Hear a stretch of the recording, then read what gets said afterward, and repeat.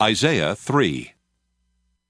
For now the sovereign, the Lord of hosts, is taking away from Jerusalem and from Judah support and staff, all support of bread and all support of water, warrior and soldier, judge and prophet, diviner and elder, captain of 50 and dignitary, counselor and skillful magician and expert enchanter.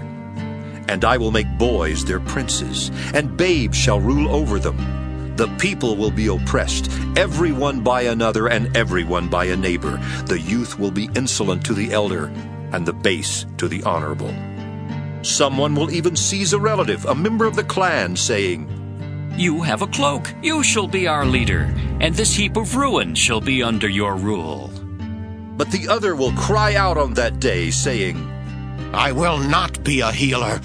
In my house there is neither bread nor cloak. You shall not make me leader of the people." For Jerusalem has stumbled, and Judah has fallen, because their speech and their deeds are against the Lord, defying his glorious presence. The look on their faces bears witness against them. They proclaim their sin like Sodom. They do not hide it. Woe to them, for they have brought evil on themselves.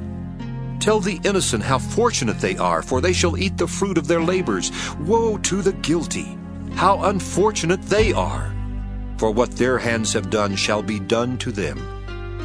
My people, children are their oppressors, and women rule over them. O my people, your leaders mislead you and confuse the course of your paths. The Lord rises to argue his case. He stands to judge the peoples. The Lord enters into judgment with the elders and princes of his people.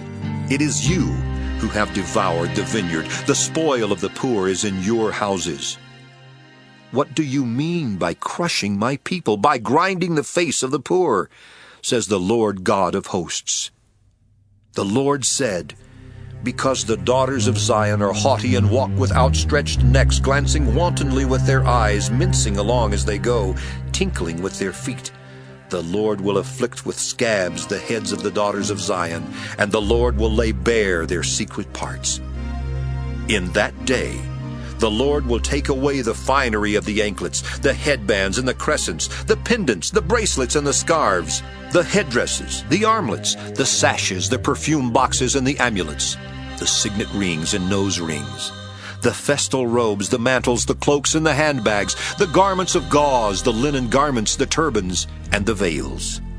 Instead of perfume, there will be a stench, and instead of a sash, a rope, and instead of well-set hair, baldness, and instead of a rich robe, a binding of sackcloth, instead of beauty, shame.